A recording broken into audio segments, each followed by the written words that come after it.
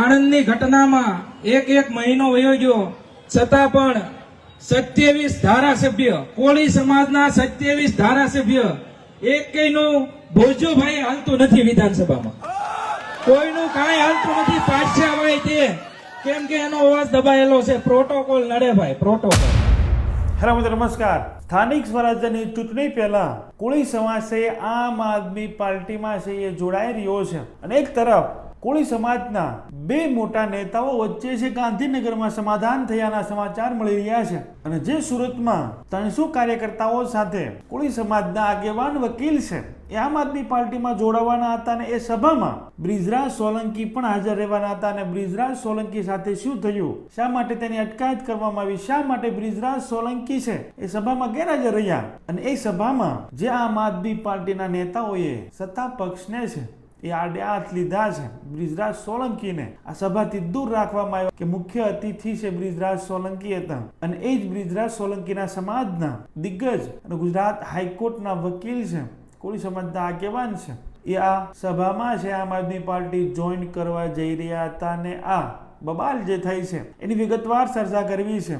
શું ઘટનાક્રમ થયો છે અને ક્યાં બે દિગ્ગજ નેતાઓની વચ્ચે ગાંધીનગરમાં છે એ સમાધાન થયું જે કોળી સમાજના બે એક જ પાર્ટીના નેતાઓ છે, પરંતુ ઘણા લાંબા સમયથી જે વિવાદ ચાલી રહ્યો હતો એ વિવાદનો અંત આવ્યાના સમાચાર છે. તો આ દરેક વાત પર આજના વિડીયોમાં વિગતે ચર્ચા કરવી છે. અમારી ચેનલમાં ભારતમાં અને ગુજરાતમાં જે બી ઘટનાઓ ઘટતી હોય છે તેને સરળ ભાષામાં સમજાવતા હોય છે. આવા નવા વિડીયો જોવા માટે અમારી ચેનલને તમે સબસ્ક્રાઇબ કરી શકો છો.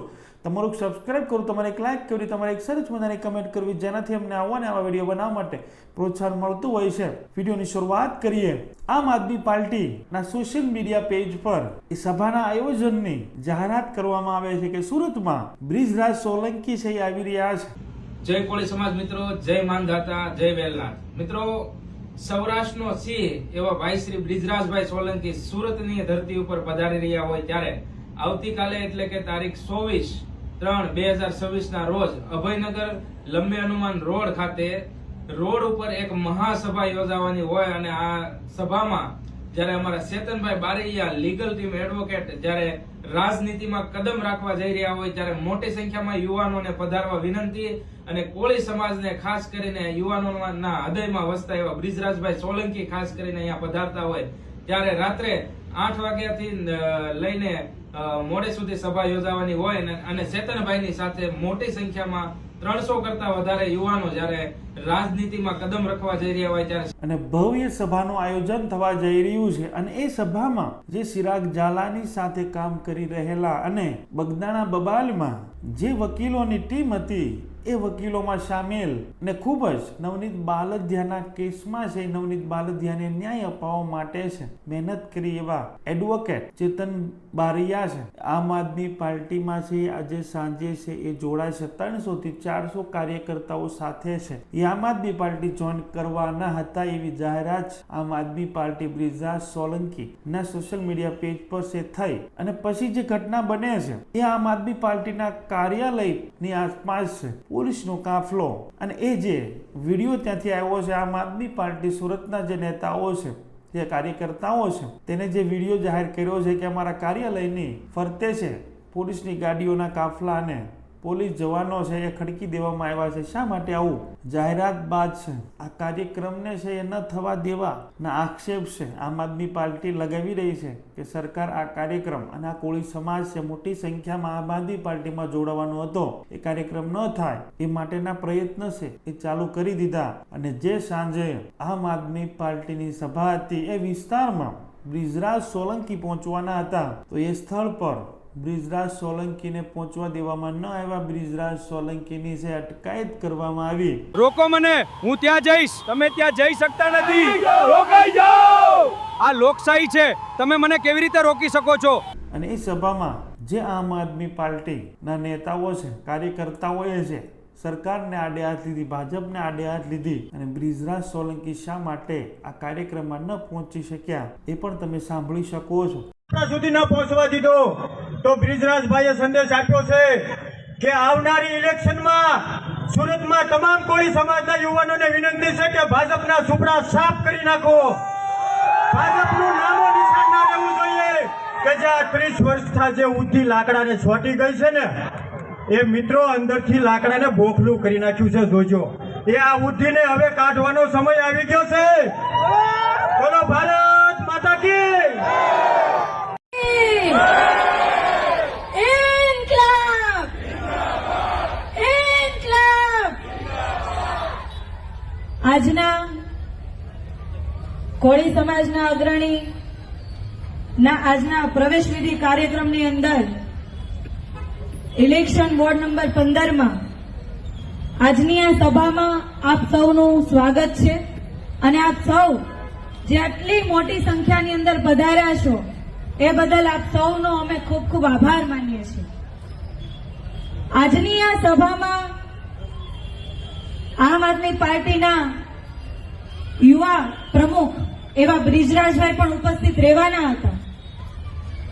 પણ કહેવાય છે ને કે યુવાન જ્યારે આગળ આવે અને જ્યારે ભાજપના પાયા જ્યારે ડગમગવા માંડે ત્યારે ખબર પડી જાય કે પરિવર્તન થવાનું છે ને જ્યારે પરિવર્તન થવાનું હોય ત્યારે આ સત્તામાં બેઠેલા લોકોનો જે ઘમંડ છે એ ઘમંડ લોકો ઉપર ઉતારતા હોય છે ને એની પૂરેપૂરી તાકાત તંત્ર દ્વારા દેખાડતા હોય છે. વિશાલભાઈ ચાવડાને વિનંતી કે આપ 2 મિનિટ માટે આપનું વક્તવ્ય રજૂ કરશો. વિશાલભાઈ ચાવડા. આ ભાજપની સરકારમાં આપણું ઉપજે એવું અમને કઈ લાગતું નથી. એટલે જ્યારે હોય ત્યારે કોળી સમાજને ન્યાય માટે ભીખ જ માંગવાની, ન્યાય માટે બગદાણા વિવાદ હોય કે પછી આણંદનો બનાવ હોય કે પછી વિછિયાનો બનાવ હોય, આ મારા સમાજને હું જ્યારે હોય ત્યારે ભીખ જ માંગવાની.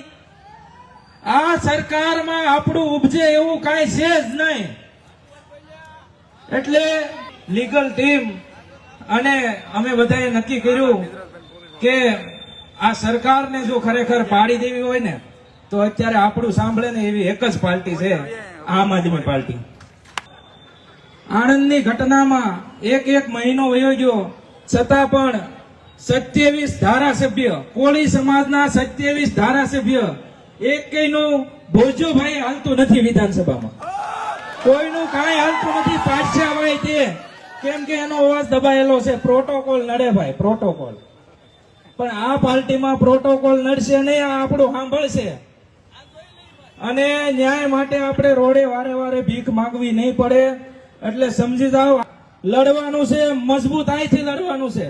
તો જે રીતે તમે સાંભળ્યું, સરકાર પર, ભાજપ પર છે આક્ષેપ લગાવવામાં આવ્યા, પોલીસને આડે કરવામાં આવી, બ્રિજરાજ સોલંકીને અટકાયત કરવામાં આવી, પરંતુ છતાં પણ ખૂબ લોકો છે આ સભામાં જોડાયા. મોટી સંખ્યામાં આમ આદમી પાર્ટીમાં કોળી સમાજના યુવાનો છે એ જોડાયા. ચિરાગ ઝાલાની સાથે વિશાલ ચાવડા કે જે ચેતન બારૈયા, ગુજરાત હાઈકોર્ટ વકીલ એવા નામશીન કોળી સમાજના આગેવાનો છે, વકીલો છે, યુવાનો છે, આમ આદમી પાર્ટીમાં જોડાયા. હવે જોવાનું રહેશે સ્થાનિક સ્વરાજ્યની ચૂંટણી પહેલા જે આમ આદમી પાર્ટીમાં મોટી સંખ્યામાં કોળી સમાજના યુવાનો, આગેવાનો, વકીલો છે એ જોડાયા છે, એની અસર શું પડવાની છે એ જોવાનું રહેશે. સાથે આગળ એ પણ વાત કરવી છે કે જે સમાચાર, જે પ્રાથમિક માહિતી મળી રહી છે કે ગાંધીનગરમાં અખિલ ભારતીય કોળી સમાજને લઈ અને જે વિવાદ ચાલી રહ્યો હતો કે અધ્યક્ષ કુંવરજીભાઈ બાવળિયા કે અન્ય જે કેસ ચાલી રહ્યો છે એ વિવાદનો અંત છે એ ગાંધીનગરમાં હીરાભાઈ સોલંકી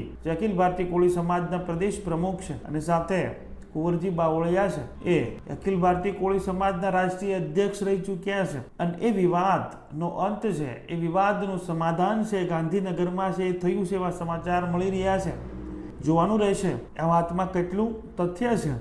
ઘણા લાંબા સમયથી અખિલ ભારતીય કોળી સમાજના સંગઠનને લઈ જે વિવાદ ચાલી રહ્યો હતો તેનો અંત આવ્યો છે. તો સ્થાનિક સ્વરાજ્યની ચૂંટણીમાં છે આની અસર ન પડે. 2027 વિધાનસભાની ચૂંટણીમાં કોળી સમાજમાં વિભાજન ન થાય એવા પ્રયત્ન છે એ કરવામાં આવ્યા છે અને સમાધાન કરવામાં આવ્યું છે. અને એક તરફ આમ આદમી પાર્ટીમાં સુરતમાં મોટી સંખ્યામાં કોળી સમાજના યુવાનો, આગેવાનો અને વકીલો જોડાયા છે. હવે જોવાનું રહેશે કે સ્થાનિક સ્વરાજ્યની ચૂંટણીમાં આની અસર શું પડે છે. અને ઘણા કટાક્ષો પણ કરવામાં આવ્યા છે ભારતીય જનતા પાર્ટીની સરકારમાં કે કોળી સમાજને છે આ સરકારમાં કશું મળ્યું નથી અને અવારનવાર કોળી સમાજની વસ્તીની દ્રષ્ટિએ તેને સ્થાન છે મળ્યું નથી. કોંગ્રેસની સરકારમાં છે ગુજરાતમાં મુખ્યમંત્રી કોળી ઠાકોર સમાજના બન્યા છે, ડેપ્યુટી મુખ્યમંત્રી કોળી સમાજના બન્યા છે, ગૃહમંત્રી પણ એ કોળી સમાજના બન્યા છે, કેબિનેટના મહત્વના ખાતા પણ કોંગ્રેસ સરકારમાં કોળી સમાજને મળ્યા છે, ઠાકોર સમાજને મળ્યા છે, ઓબીસી સમાજને, એસસી સમાજને મળ્યા છે. પરંતુ ભારતીય જનતા પાર્ટીની સરકારમાં તમે મુખ્યમંત્રી કે ડેપ્યુટી મુખ્યમંત્રી, ગૃહ મંત્રાલય કે મહત્વના કેબિનેટના ખાતાઓ છે એ આ એસસી, એસટી, ઓબીસી, કોળી ઠાકોર સમાજ કે લઘુમતીને છે એ કોઈ દિવસ મળ્યા નથી. આ આક્ષેપ છે ઋષિ ભારતી બાપુ ચિરાગ ઝાલા છે એ કોળી સમાજના સંગઠનો છે લગાવતા જ આવ્યા છે. જોવાનું રહેશે આ બંને ઘટના પર તમારું શું કહેવું છે, તમારા વિચારો છે જરૂર કમેન્ટ બોક્સમાં છે રજૂ કરજો. અમારી ચેનલમાં ભારતમાં અને ગુજરાતમાં જે બી ઘટનાઓ ઘટતી હોય છે તેને સરળ ભાષામાં સમજાવતા હોય છે. આવા નવા વિડીયો જોવા માટે અમારી ચેનલને તમે સબસ્ક્રાઇબ કરી શકો છો. તમારું સબસ્ક્રાઇબ કરવું, તમારી લાઈક કરવી, તમારી સરસ મજાની કમેન્ટ કરવી, જેનાથી અમને આવા વિડીયો બનાવવા માટે પ્રોત્સાહન મળતું હોય છે. Thank you. નેક્સ્ટ વિડીયોમાં મળીએ.